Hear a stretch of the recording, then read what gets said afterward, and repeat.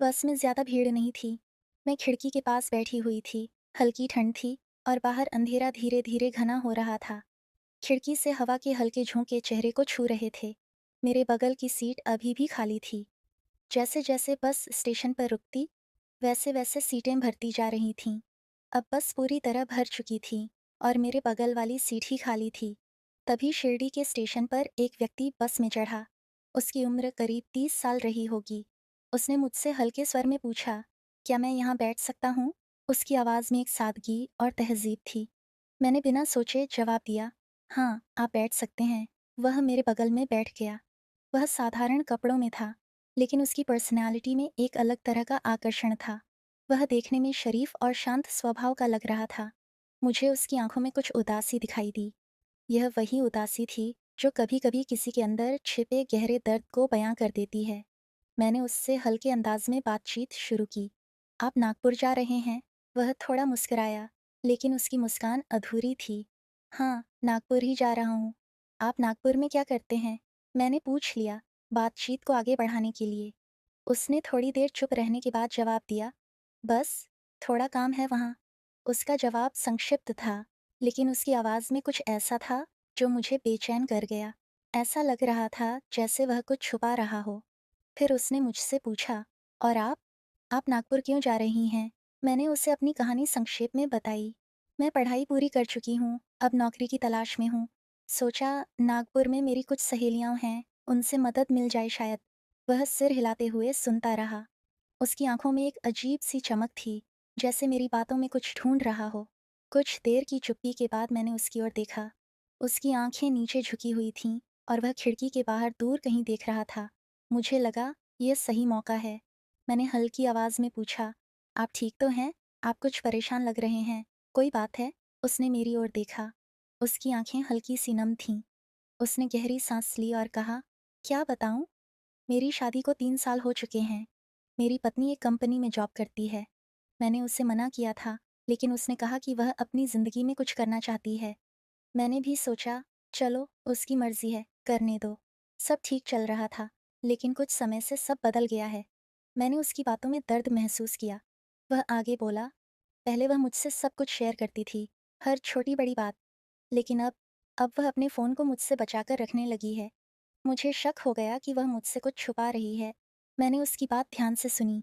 उसने कहा, हर मर्द को ऐसे में शक होता है। मैंने एक दिन उसे पूछा तो उसने कहा कि कुछ नहीं, बस काम की टेंशन है। लेकिन मेरा मन नहीं माना। वह थोड़ी देर के लिए रुका। उसकी आवाज़ भारी हो गई थी। फिर मैंने उसकी निगरानी शुरू की। एक दिन मैंने देखा वह संडे के दिन भी ऑफिस जा रही थी। मैंने पूछा, आज तो छुट्टी है ना? उसने कहा, नहीं, आज ज़रूरी मीटिंग है। उसने अच्छे से तैयार होकर ऑफिस जाने की बात कही, लेकिन मैं उसके पीछे पीछे गया। मैंने उसकी तरफ देखा। उसका चेहरा और भी गंभीर हो गया था।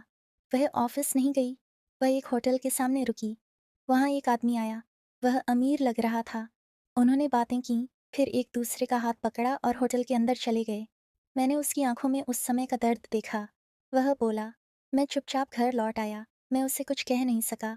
अब मैं अपने पुराने घर नागपुर जा रहा हूँ, सब कुछ छोड़कर। उसकी बात सुनकर मैं खुद भी शांत हो गई। उसकी उदासी ने मुझे गहराई तक छू लिया। उसके शब्दों में छिपा दर्द मेरे दिल को महसूस हो रहा था। उसकी ऐसी बात सुनकर मेरा दिल पिघल गया। उसकी आंखों में दर्द साफ झलक रहा था। जब उसने रोना शुरू किया तो मुझे खुद को रोकना मुश्किल हो गया। मैंने उसे धीरे से अपने गले लगा लिया और कहा, प्लीज़ शांत हो जाओ, रोने से कुछ नहीं बदलेगा, हिम्मत रखो।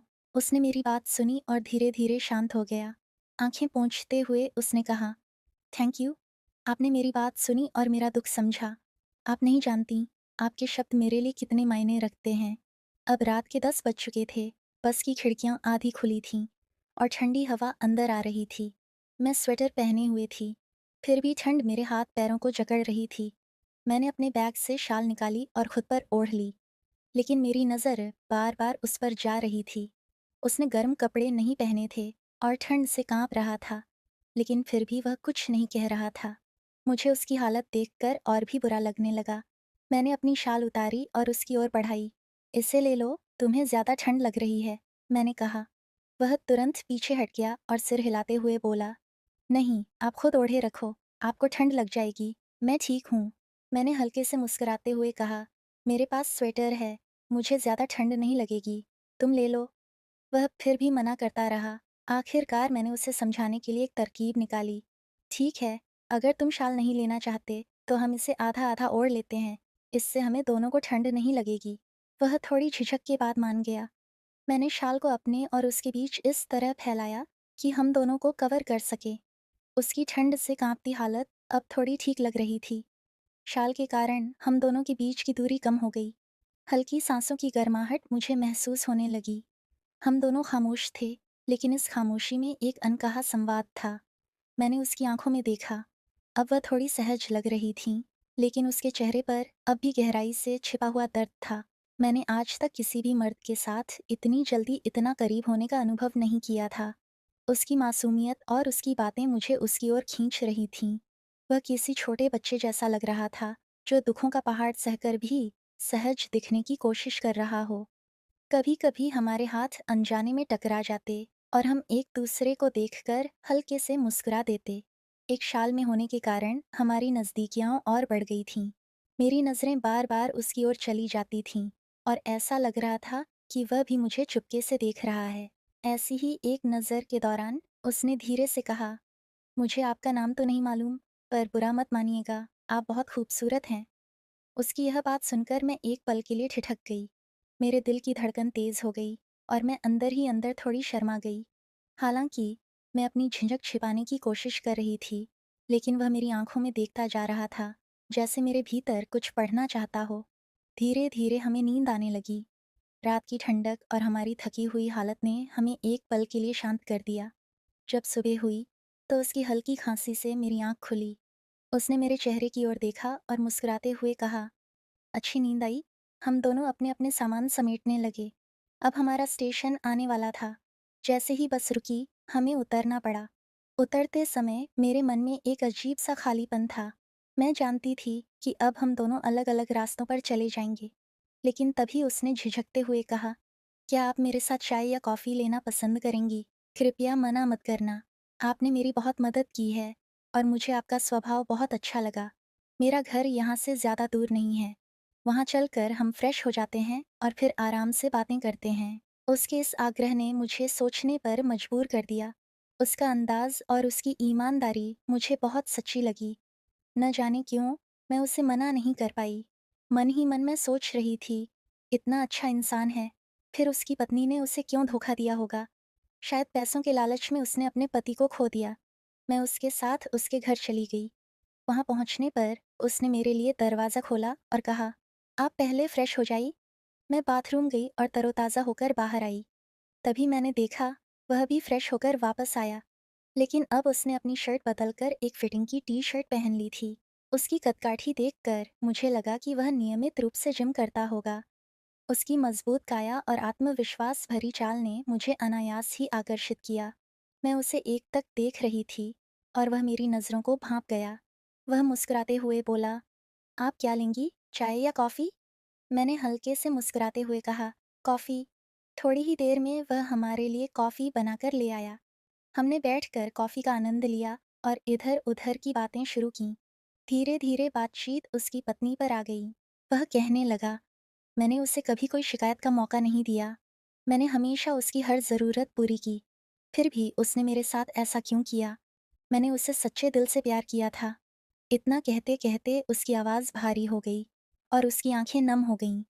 वह अचानक मेरे करीब आकर मेरे गले लग गया और रोने लगा। मैंने उसे सहानुभूति देते हुए कहा, सब ठीक हो जाएगा। शायद भगवान ने आपके लिए कुछ बेहतर सोचा है। लेकिन उसकी नज़दीकी और उसकी तकलीफ़ें मेरे दिल को गहराई से छू रही थीं। हम दोनों के बीच की नज़दीकियाँ धीरे-धीरे बढ़ने लगीं। उसकी सांसों की गर्माहट, उसकी आँखों की गहराई और उसके शब्दों की सच्चाई ने मुझे उसके और करीब ला दिया। शाम होने तक हम दोनों एक दूसरे के साथ इतने खो गए थे कि समय का पता ही नहीं चला। उसके साथ बिताया वह दिन उस बिस्तर पर और वह पल मेरी ज़िंदगी का एक ऐसा मोड़ बन गया, जिसे मैं शायद कभी नहीं भूल पाऊँगी। आज वो मुझे इतना अच्छा लग रहा था कि दिल में एक अजीब सा ख्याल बार बार उठ रहा था, काश मैं उससे शादी कर पाती। उसके साथ बिताया आज का दिन जैसे किसी सपने जैसा लग रहा था। ऐसा एहसास मैंने पहले कभी महसूस नहीं किया था। मेरा मन उसके लिए ऐसा खिंच रहा था, मानो सारा जीवन उसके साथ बिताने का फैसला कर चुकी हूँ। लेकिन फिर एक सवाल ने मुझे रोक लिया। मैं उसे अपने दिल की बात कैसे बताऊँ? अगर उसने मना कर दिया तो क्या होगा? और अगर मान गया, तो क्या मेरी ज़िंदगी सचमुच बदल जाएगी? इन सब सवालों का जवाब मैं आपको अपनी अगली कहानी में दूँगी। इसलिए अगर आप भी मेरी कहानी का अगला हिस्सा जानना चाहते हैं, तो हमारे चैनल को सब्सक्राइब करना बिल्कुल मत भूलिए, ताकि जब ये कहानी आगे बढ़े, आप उसे मिस न करें।